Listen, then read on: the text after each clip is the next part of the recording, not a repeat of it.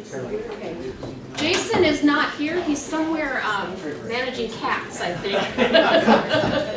So I'm Jennifer Kuzma, for those of you who don't know. I'm co-director of the center and also a faculty and professor in the School of Public Affairs. And today we have Teshanee Williams, who is a graduate student in public affairs, and I've been her advisor along with Jane Barry James for the past 3 years at least. And Teshanee's been a real pleasure to work with, and she's almost finished with her thesis. It's about over halfway, and probably more, and plans to graduate this summer. And she's already got a position lined up at the University of North Carolina, and it's the postdoctoral program for faculty diversity, and it's a really cool program where they bring in the people as postdocs, but they anticipate that they would hire you or have the ability and the interest in hiring you in the future after the 2-year postdoc. So she could be a colleague right down the road at Chapel Hill. So we're excited about that, and she well deserves it. And I hope you enjoy her presentation. I won't say anything else, but other than the fact that we're both working on this grant from Canada together. It's called At Risk, and it's funded by the Social Sciences Research and Humanities Council of Canada with the University of Ottawa, and people all around Canada are working together on this project. And Teshanee has been instrumental in the case study that she and I are working on, which she'll tell you all about. So, Teshanee. All right. So the focus of the study, like Jennifer alluded to, it looks at genetically engineered salmon and specifically how it was regulated in Canada. I don't exactly compare it to US because our regulatory systems are different, but there are some insight, there are differences that stand out. So first I'll go over the introduction and the background. Why is this important? The literature review, the purpose of the study and the research questions, the conceptual framework, the methodology that I used, the findings, and if you're still awake, we'll go over contributions and implications. So this is the first genetically engineered animal that is specifically for the purpose of human consumption, and it's called Aqua Advantage Salmon. It is created by inserting a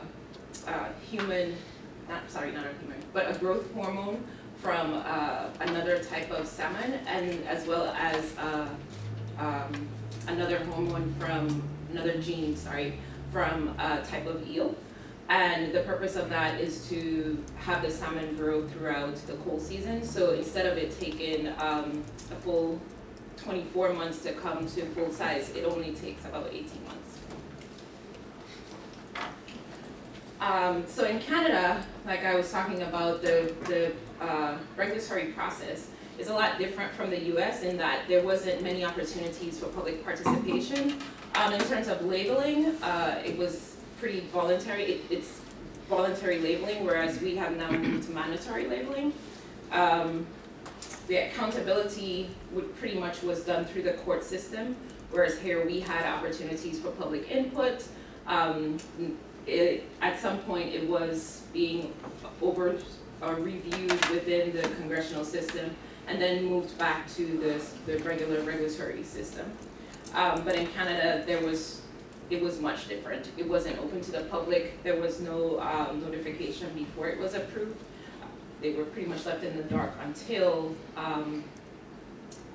advocacy groups sued the government, and then everything was brought out into light.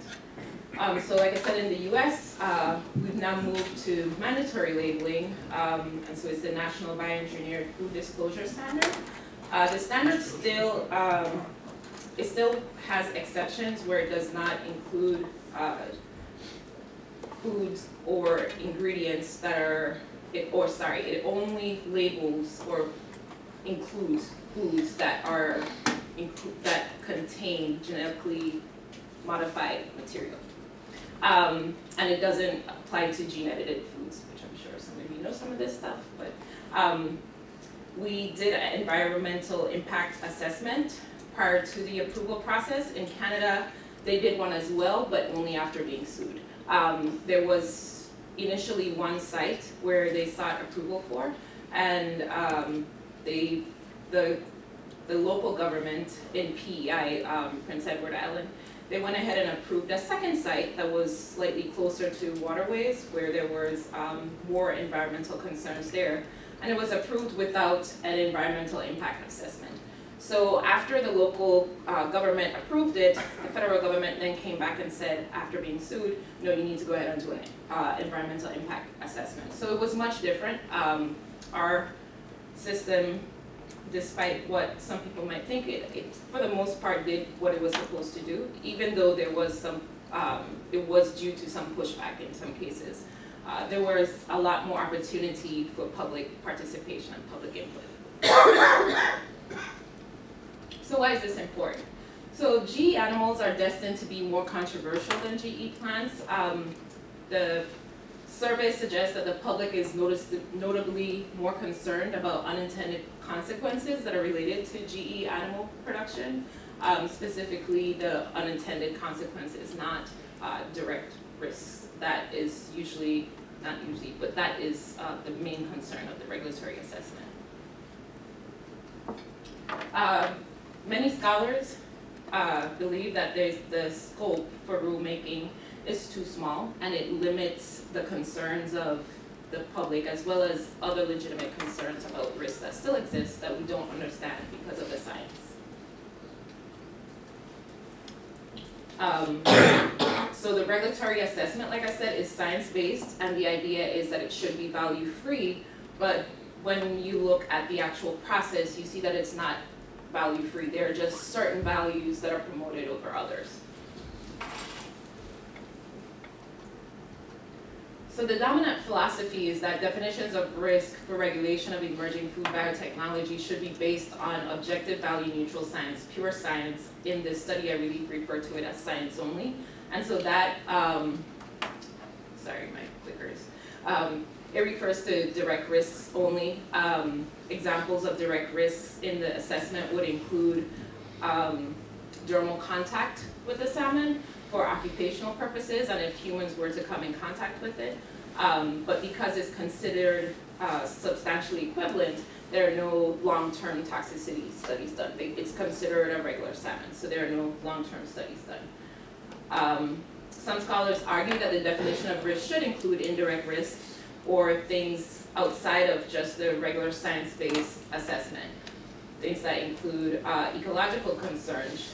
Should the salmon escape due to some sort of unplanned or intrusion of the facility, or due to some sort of sorry, I'm losing my words, some sort of hazard like a hurricane or something like that, if the facility was to become damaged. The studies weren't done to find out what the predation habits of the fish were, and so that's one of the main concerns in terms of the ecological risk, as well as biodiversity.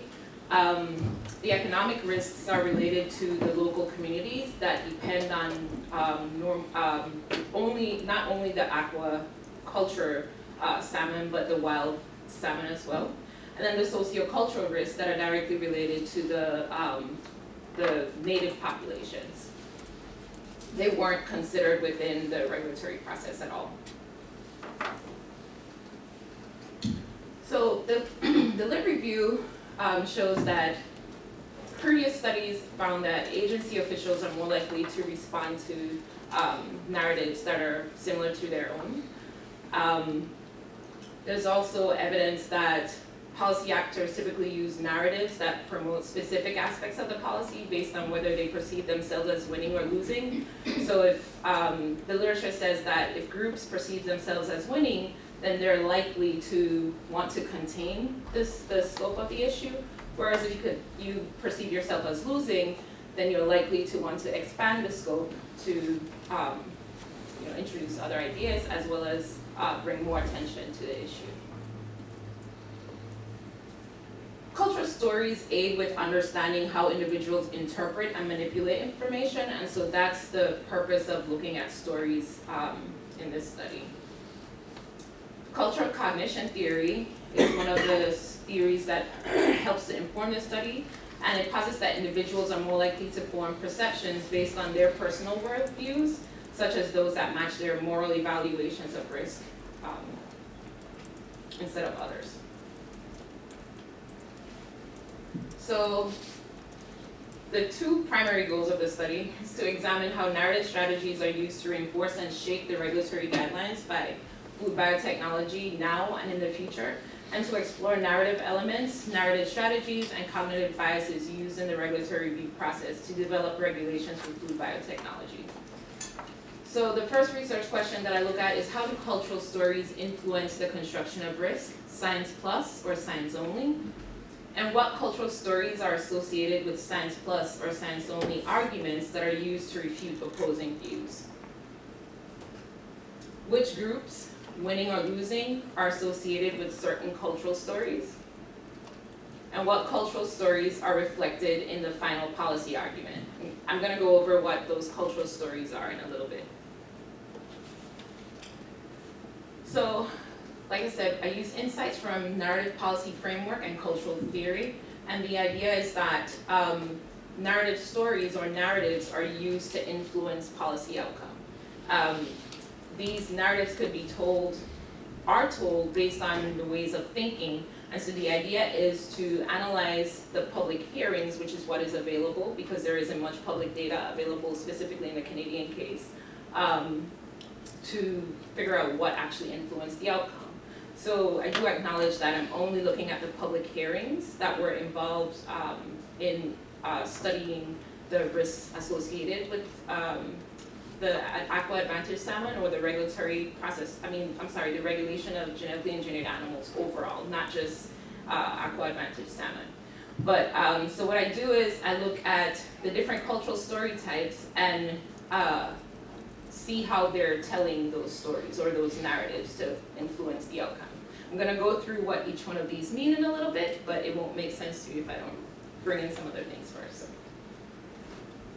So a policy narrative, like I said, it has two structural components, the narrative element and the narrative content. And this is the systematic approach that narrative policy framework says if you use this approach, then it should be, you should be able to generalize across different policy domains, because a narrative or a story will have these basic components on it.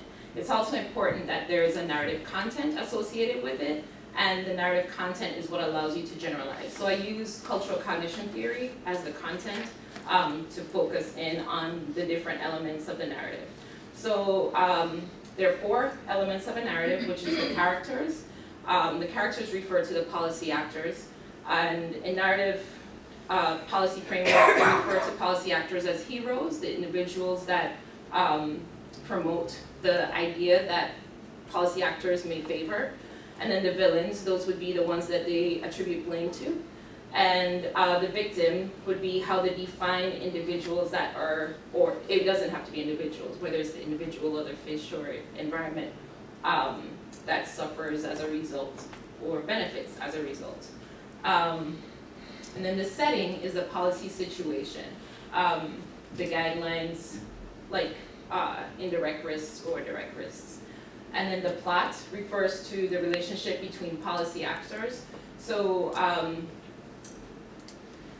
that means like if it's the policy actors that are in charge of making decisions, or the policy actors that are trying to become part of the process.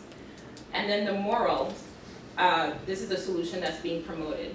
So in my analysis, I use these to identify the cultural story types, but my analysis specifically used the morals, which is the solution that is being promoted, to figure out what influence are being promoted within the regulatory system. Narrative strategies, like I said, are, you could think of them as political strategies that are used to influence policy outcome. There are 4 different versions, but for the purpose of this research, I'm only focusing on, or really for the purpose of this talk today, I'm only focusing on the construction of risk, because it'll take too much time to go through all of them. But construction of risk refers to narratives that describe the policy solution as science only versus science plus. Construction of benefits refers to narratives that describe the policy solution as creating benefits that are concentrated or diffuse, meaning that it benefits a larger population or whether it only benefits a few. And then construction of cost really refers to narratives that describe the policy solution as creating negative or positive externalities. So those externalities could be actual costs, reducing economic costs or increasing economic costs, creating economic burden, or whatever externality it would describe. And then a policy surrogate would be narratives that describe the policy solution in reference to a larger policy issue. One of them that come up a lot in this study, although I'm not focusing on that today, would be like trade policy. Either benefits or harms to trade policy. So like I said, I'll only be focused on the construction of risk, and that's science only versus science plus.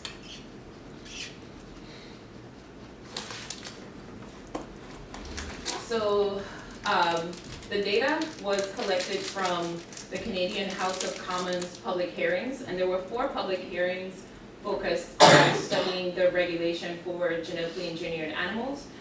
The goal was to identify issues with the regulatory process, as well as finding out what could be done to better inform the public.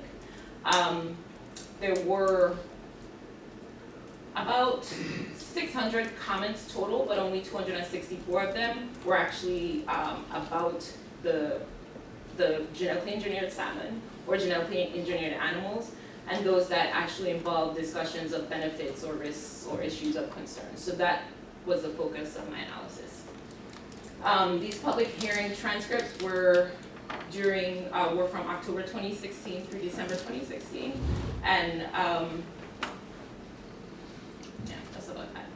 The analysis, just to be clear, did that come before or after the salmon approval? that was after the salmon approval. At this point, they had to have public hearings because they were being sued by advocacy groups. And so this public hearing, the purpose of it was to try to identify ways of better informing the public, because in the US there's a process for informing the public prior to marketing, but there's not a process like that there. So this is the process that they had. There was another separate process where they actually did accept public comments, but it was specifically only including individuals that were producers. And I requested that information, and it took a year to get it. So I'm happy about getting it, but it was just too late for me to include it in my analysis. So the salmon had been approved but not yet deployed, is that? No, at this point, it was actually on the market. It was. It was on the market. And so to be clear, in the US it is approved, but it just isn't on the market yet. The labeling laws were just finalized in December. So I think they said that we should expect for it to be in our market by next year, but we will at least know because they will be labeled. In Canada, it's not labeled, and the company chose not to label it because they feel that because the public said they didn't want it, that the public might not buy it. But we know from studies that consumers actually do buy genetically engineered foods, and they either don't know, don't care, or or just like to have the option not to. And so the company decided not to label in Canada. So I used quantitative content analysis to analyze the public hearings. The code book was developed using it was modified as well, but using previous narrative policy framework studies. I also did chi-square tests from that data and binomial logistic regression. The final document, I used qualitative thematic analysis to analyze the final document, because the final document, based on narrative policy, is considered an N of 1 because it's one narrative. So looking at that one narrative, I analyzed the arguments that appeared in the public hearings to see what predominant arguments appeared in the final document. I used max QDA to analyze all of the comments, and then max QDA has the ability to export to Excel, which allows me to see the data and organize it so that I put it into Stata, and that's where I did my logistic regression and other correlation analyses. So the operationalization of the variables. So these are the cultural stories, and I wanted to wait until here so that I could give you examples. So a hierarchical moral describes the decisions concerning risks as only being based on science and direct risks. And so an example of that from the public hearings would be, the public doesn't understand that these technologies are very far-reaching in terms of their potential, and polls only give us a snapshot in time. Because there were polls, the government did do a poll to find out whether or not the public would be accepting. The individualist moral says, individualist moral will provide a narrative that describes decisions concerning risk that consider regulation as unnecessary and should be regulated by market forces.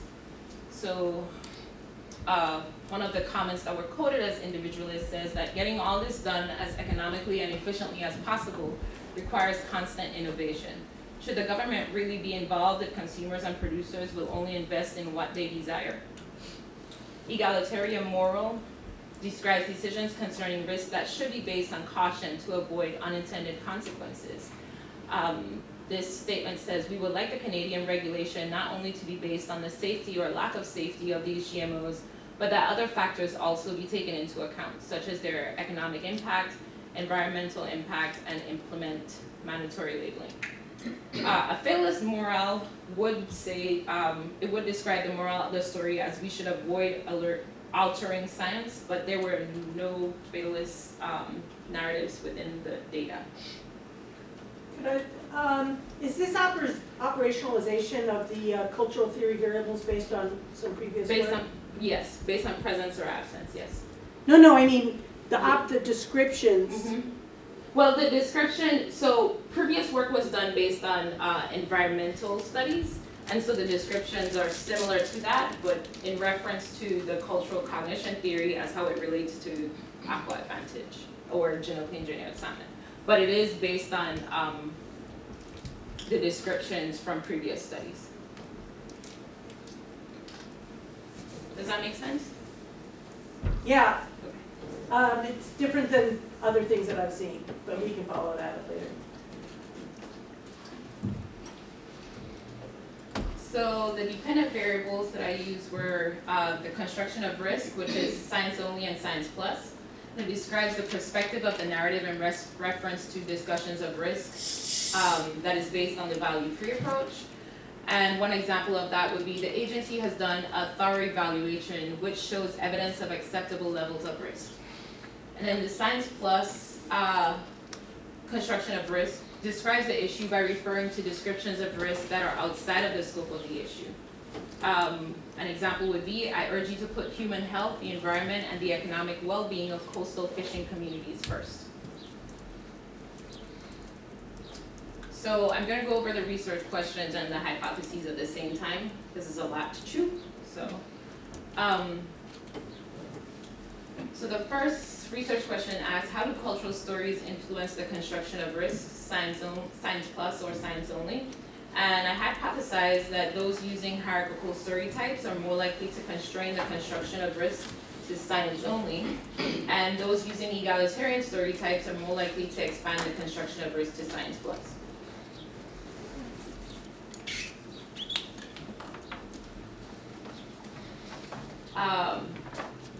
So what I found was that hierarchical cultural stories predominantly use science only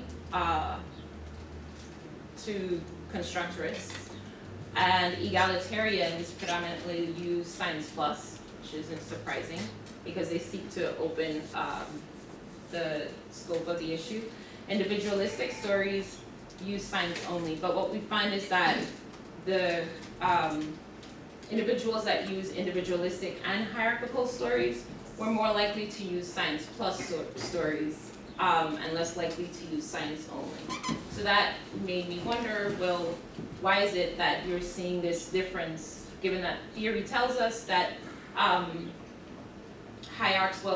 theory tells us that we would expect the hierarchs to be the winners in the situation, so you wouldn't expect them to want to open up the scope of the issue. That is another research question that I look at. But The next research question is there an association between cultural stories that consist of science plus or science only arguments for the purposes of refuting opposing views? And so I hypothesized that those using hierarchical story types are more likely to constrain the construction of risk to science only when opposing ways of thinking that do not align with their way of thinking. And those using egalitarian story types are more likely to expand the definition of risk to science plus when opposing ways of thinking that do not align with their way of thinking. So what I find is that hierarchical stories were more likely to use science plus arguments to promote technology adoption. And then science only arguments were used to refute unsupportive statements.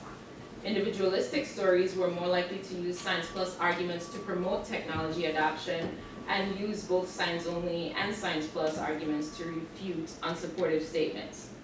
As expected, egalitarian stories were more likely to use science plus and science only arguments to refute technology adoption and science plus arguments to promote a broader scope.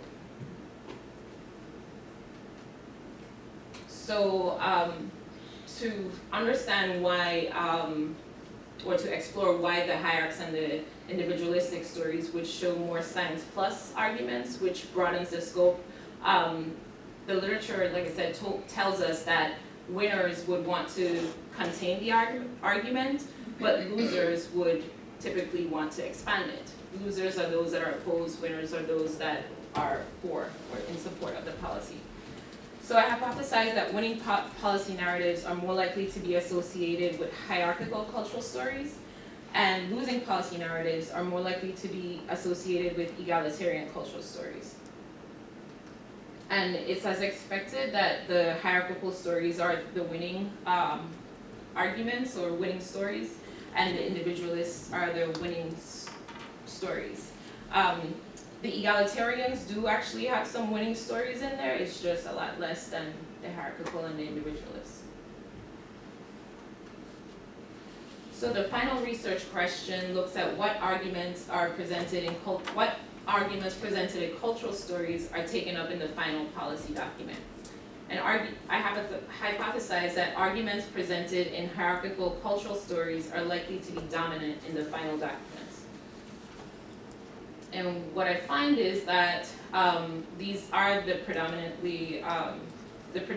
hierarchical arguments.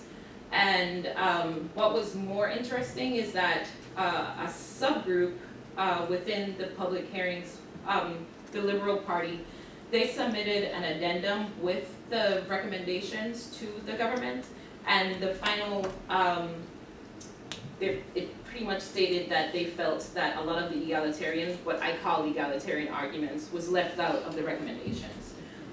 So you see all of these things being discussed in the hearings, but they're not reflected in the decision document. One of the guidances for the public hearings was to find out how to better inform the public, but specifically on that issue, it wasn't brought up at all. The only thing that is discussed is transparency, and that's in terms of incorporating some sort of tracking system, like what is used to track meat. So the idea would be to figure out a way to track the salmon in that way. But in terms of informing the public, it's still mandatory labeling. There's no other guidelines were developed around that. When I say mandatory, I meant voluntary labeling. So overall, the study contributes to the theory building aspect of narrative policy framework, because we know that narratives influence policy outcomes based on previous studies, and we know that cultural cognition theory can be used to understand information that is used to make decisions, but we don't know how those two interact. So this study helps to inform the narrative policy literature in that area. It also provides insight for understanding when dialogue influences policy outcome in certain situations. It provides insight for understanding approaches, values, and policy uptake in communications and participation, and generates broader research questions. So should agencies adapt mechanisms to address possible biases, And how can federal agencies promote deliberations that support a legitimate process that reflects transparency? Are there narrative strategies that outsiders use that work? For example, get listened to by those in power so that they're not left out of the final decision process? And how can people affect change in a relatively closed system as outsiders?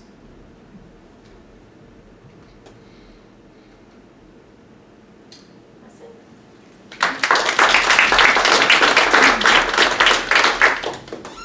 Questions?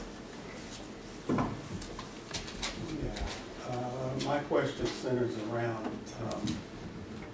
go back 3 slides. No, you can stay right there. Here? No, the one you just went. This So, one? that one, yes. So when we look at those that are presenting in the hearings and they're identifying themselves relative to who they are, is there any other data or information you can provide us relative to how or who these groups are that are making the presentations within the context of Science Plus and Science Only? I coded for the different groups, whether they are individuals that are parliamentarians or advocacy groups, or if they're researchers, but I didn't include it in my analysis because there are so many groups. After a while, I lose any meaning. But I do have that information, so that I could tease that out. I'm just wondering that the arguments that are being made or presented within the hearings reflect a certain nature of who these players are, and that sort of insight, at least I think, has some value here, Okay. of some relevance that should be considered. So to try to capture that, that's where I look at the winners and losers to see what statements are being promoted. But that is something that I can think about. I mean, especially in regards to, I guess it was the hierarchical and Individualistic Yeah, or that egalitarian. group together, I'd find those. Oh, those two groups. Yeah, that those together, Mhm. I'd like to know more about who those groups or individuals were. Okay. Sorry, yes. Sorry. I'm curious on your thoughts on how you would suggest to sort of either to change then how either policy is created or disseminated or talked about. I mean, one of the things that I take away from cultural cognition studies, particularly Dan Kahan stuff, is that the information almost doesn't matter. It's all about who the person is that's, providing you that information and whether or not, in essence, you align with their beliefs or you think that they share the same beliefs as you. Right. So how do you then, sort of understanding that, and I think I believe that, how do you then take information like this, what I think is interesting is you have just the science sort of straight risk information, but then there's, science plus information. So how do you then translate that into an actual developing sort of a policy or disseminating that, knowing that half the people are only going to really believe you if they align with you, and so that means, are you on the science plus side or are you on just the science side in terms of actually getting a policy through that people trust? Right. That's a good question. I think if it were included in the actual assessment, if the process were more open, possibly, then instead of just negating those science plus concerns from the assessment itself, because this is just a public hearing. These weren't involved in the assessment. So I think including these in the assessment, given that we know that information, probably would make people trust it more. Okay, I'm gonna go with you. Well, just wondering, I was talking to the FDA or something like that. They would say, of course, we only have those 3 boxes checked because our mandate from the government is to maintain our blinders on for these other things. Is that true in Canada too? Like, the idea of looking at socio-cultural concerns in the FDA, they would say, well, we're not allowed to do that. Or Right. something like that. Would you get the same kind of answer from the Canadians? Yes. So And that's, so that, yes and no. Because the mandate for this says that they should also look at public concerns. Because it says that they should look at ways of informing the public, but that wasn't looked at here. So Outside they of can't sort transparency. of hide behind that as being the reason. Right, Because this is a parliamentary hearing, like a Right. study, just a Mhm. general yes. study.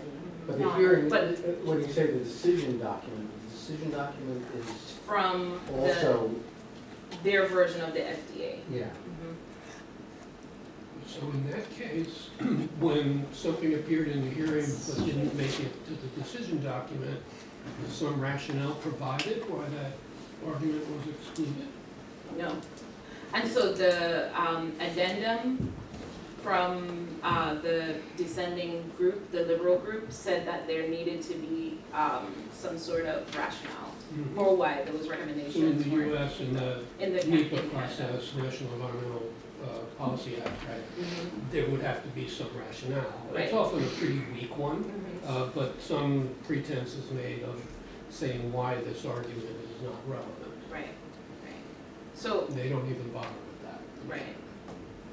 So from the US version of this situation, when it did go to Congress, Congress's recommendation to the FDA was that they needed to do the environmental impact studies as well as the mandatory labeling. They needed to come up with ways of defining what a bioengineered product was and then provide labels. So that's where that national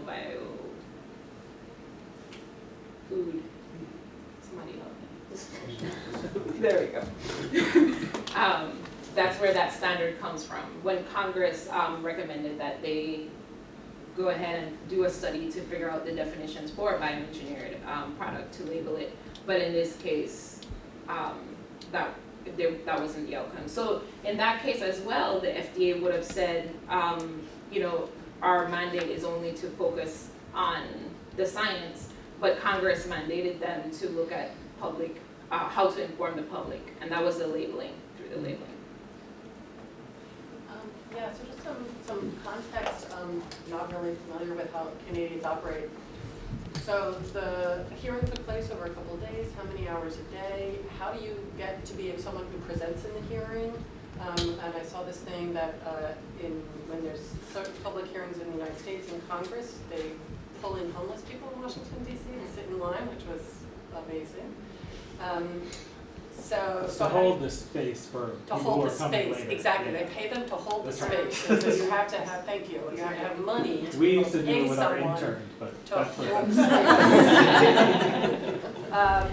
So how do you get to be someone who presents? So I understood that this was a parliamentary hearing, but then the decision document came out of a different From the agency? Health Canada, which is their Health FDA. Canada. So how do things bureaucratically travel from a parliamentary hearing to Health Canada for the They decision? just provided a recommendation. They provided, so this committee provided a report to Health Canada with their recommendations. And to answer your question about who is involved, the committee invited the individuals that were involved, which is why I think who is involved probably is a question that I should go back and look at, which I did look at, just didn't include. But, so the constituents were there, they couldn't speak. So like to follow that, in regards to MPF and US Congress, there is the testimony, but there's also submitted documents. Is it similar in the parliamentary process, and how would that, based on what you coded, did you code oral statement or written submitted testimony? Because looking in Congress, testimonies tend to have a lot more of the, well, I would say kind of science only, fact-based or pushing statistics, versus you're gonna get more of a narrative in the oral testimony. So which one did you code? Is there two options? Good question. There aren't two options. In the parliamentary hearing, they only, they didn't bring in presentations like we did in the US case. And both sides, one of the things that I looked at where I analyzed the US comments is that both sides actually do provide scientific comments, whereas you would expect only the ones arguing science-based would provide the scientific facts or comments, but you see that both sides do. But yes, in the parliamentary hearings, they weren't actually presenting information or providing written documents. It was just verbal hearings. In the science only portion, what was the role of uncertainty, or how was uncertainty portrayed in often in these narratives? The short version is that the uncertainty or the risks that were not certain, it was considered acceptable. They did a qualitative assessment of risks and uncertainties, and so for instance, one of the things that they looked at was the facility that was kind of close to the ocean where some of the environmental groups were opposed to. Not knowing the predation habits of the fish was considered an acceptable risk, although it was uncertain, it was just considered acceptable. So that's how uncertainty was handled. Does that answer your question? Yeah, I guess I can envision that within an ecological risk framework, but what about like human health? Human health, they didn't consider human health because they considered it to be substantially equivalent.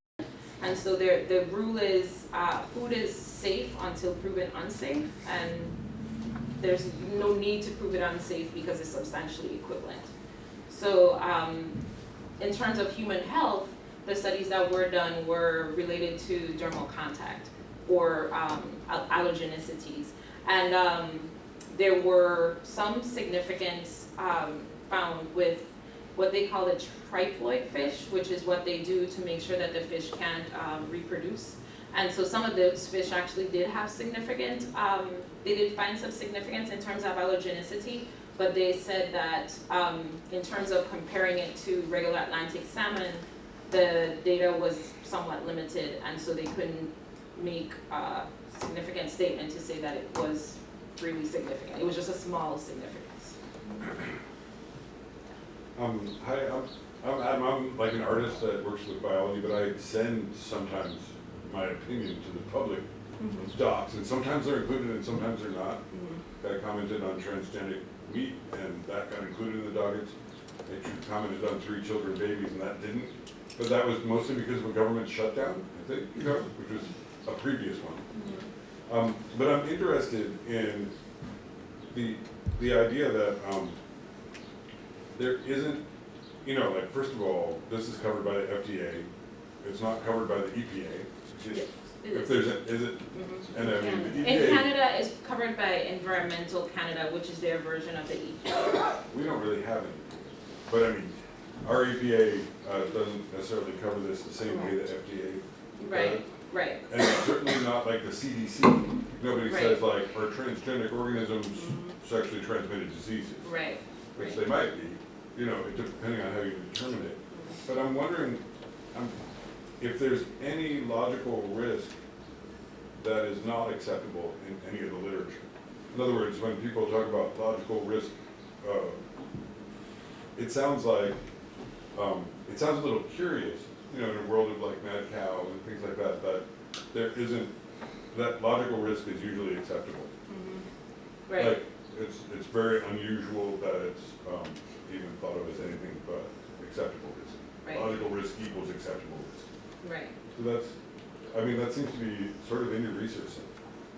So are you saying that, is there research that is presented that says that logical risk isn't acceptable? Well, I mean, I'm sure there is, like, if you rub a salmon on your body, Right. you mentioned that. But I mean, in general, the logical assessment of risk is that it's not present. Right, if it's not present, but their studies weren't done to find out if it were present. So the idea is, if it's food, it's safe, and so we don't need to figure out if it's a risk or not. And so why is that important is because of issues like what we are seeing now with glyphosate being related. There are studies, some studies, maybe people say those are the kooks, I don't know, but there are studies that are saying that it's related to disrupting the gut flora, but those type of studies weren't done initially. So the questions that could be asked before approval or during the regulatory approval process is why public input is important. So I think that would be one of those things that fell into a acceptable risk or a logical risk that could have been looked at would be at this point. So you're describing these narratives as cultural narratives, but could you tell us a little more about why you call them cultural? What's the concept of culture that you're Right. using here? So the idea of cultural cognition theory tells us that the way that people think is how they see the world. And so narrative policy says that people create stories to influence outcomes. So I just combine the two. The ways that people think is how they form stories to try to influence outcome. So to that's me, why. that sounds social psychological more than cultural. Well, that's where cultural cognition comes from, sociology, so maybe. When I hear cultural, I think, well, for example, the First Nations people have a right. very particular understanding of salmon. Mhm. It has a religious, spiritual meaning for them. It's very significant, Right. Did that get heard at these hearings? No. Whereas we might consider people who are concerned with environmental protection as belonging to a culture, right? So this is on a somewhat larger scale of cognition than the more individual level cognition that you're testing for with your variables. So, what do you mean by I'm sorry, can you clarify that for me? Sure. So what your four independent variables seem to me to be about how individual people understand the situation, Right. not how a culture No, or a right. community Yes. understands the situation. That's true. But the what you describe would fit into an egalitarian cultural perspective of the world. That cultural narratives, such as the native population, should be considered. So that cultural idea fits into an egalitarian cultural way of thinking. Okay. That's why I think that your slide on the authorization, whatever, you know what I'm talking about, this one. I'm not sure if the column on the description of the story is accurate, because it doesn't match the previous studies that have been really done on this. Which one? The description column, because, you know, as you know, hierarchical is more about people on the top looking like they should have the authority, or that there should be a Right. strong higher Right. authority. So Individualistic is more about, you know, everybody to themselves. And fatalistic is like, well, screw it all because the world sucks. And egalitarian is like everybody should join hands and have equal say. And that's really the description of the variable, not what you have in that column.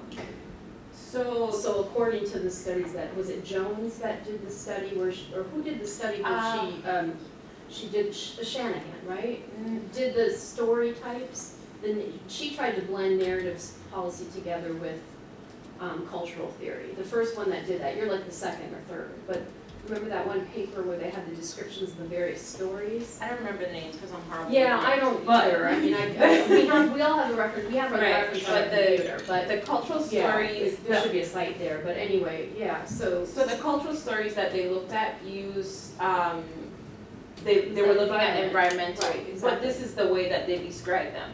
So they describe the hierarchical stories as, like, you're right, those that only concern about expert opinion and that sort of thing. Right, But so- they also consider these aspects of the hierarchical outlook, like only. But it's more of a secondary thing, that's what they found in the study. It's Right. not how wasn't the independent variable part of their environmental study. Like in other words, they found that hierarchs who have a more concentrated power, top-down authority, describe risks like this when it comes to environmental things. right.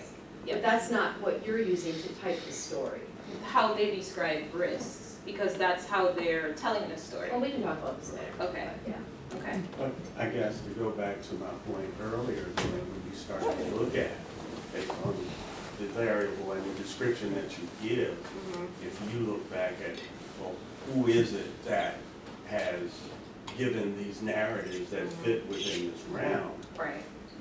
It seems like you've identified a culture, when we start looking at the totality of, or the community of folks engaged in this whole discussion and the hearings and all, that in all likelihood, those folks who are hierarchical, who give presentations in the hearings within the context of the description that you gave, in all likelihood are the companies, are those who stand to benefit from the release and marketing of these salmon.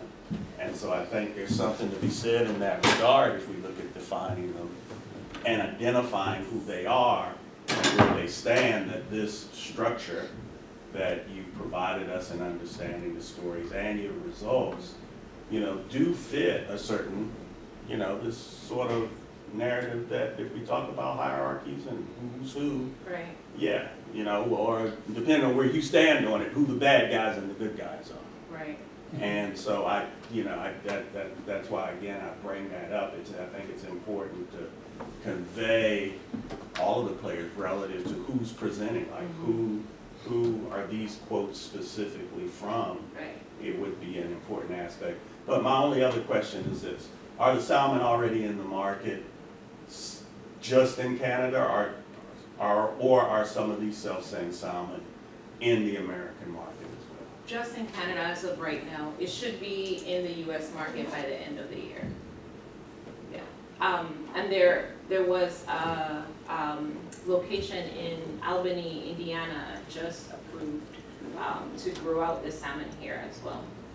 And so to that point where you were talking about understanding who are these hierarchs, who are these individualists, the egalitarians. So in all actuality, some of the hierarchs and the individualists were parliamentarians, which was a bit, I don't know what to make of it.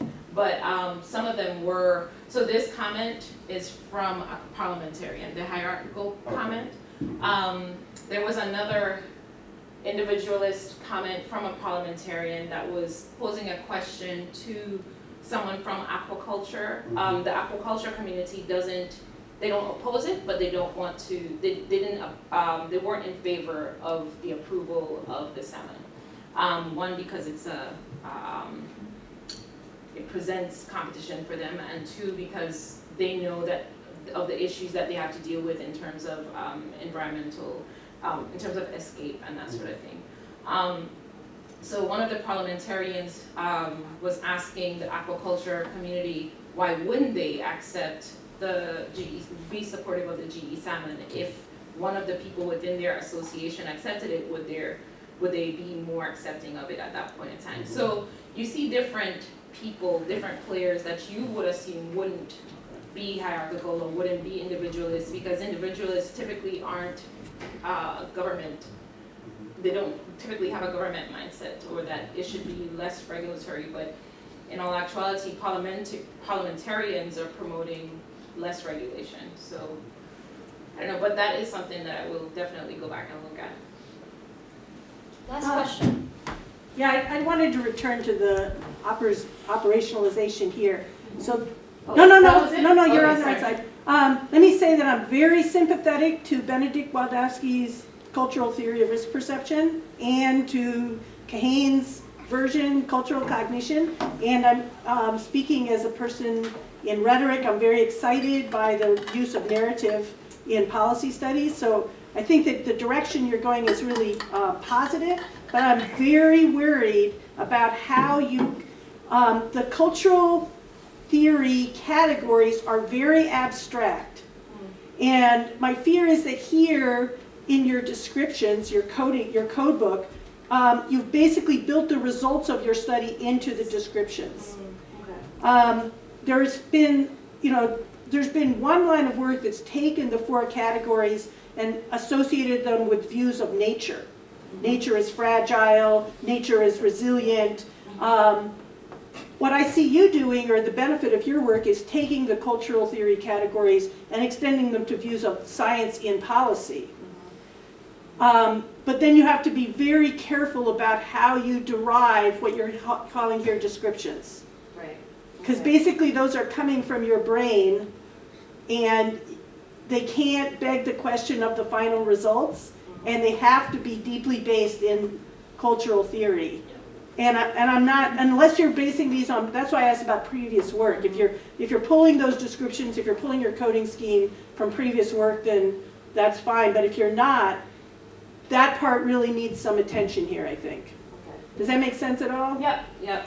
So I think, the study that I'm referencing is where I pulled it from, so I just need to go back over the description again to make sure that I'm describing it correctly, but from what they found is where I developed my codes from, but I'll go back over that again. I mean, and some of them look plausible, like individualistic and references to market forces. That is exactly what the Benedict Wildowski scheme would predict. yeah. But the hierarchical one and the egalitarian one looks less on the surface plausible to me. Right.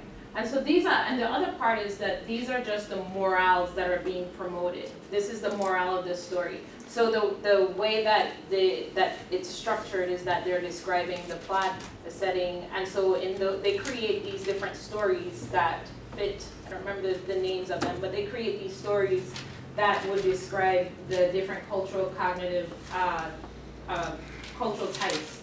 And so, but like you said, I'll go back over them. Look at the descriptions again. Yeah, and I think was that the only factor you used to code it as a hierarchy? That's the only thing? No, so there's a description, all of the description. Yeah, so that wasn't the only thing that she used to code it as a hierarchy. Right. And I This is think just a that's short that's the version slide. But it's like the expert opinion and that sort of thing. It's a list of things in the code book that codes for it. Yeah, so there were multiple things to make it a hierarchical, not just that. Okay, good. I actually got confused about that too, Jean. So I think it's more of the issue of the slide than the, but we'll But that we'll means talk about that it. We'll talk I will about get it. themed when I go into the narrative policy world, so. So as you think about that, you said that the literature claims that the narrative policy framework is generalizable across policy contexts. But you're also generalizing across a political context. This research may have been done in the US or European settings. That's Some of right. them might be different. It's just a case. So there's a larger, Right. using the word culture in the more basic way. It's a different cultural context, different policy context, different political context, and an issue context. So you want to think about how well this translates across all those dimensions. Yeah.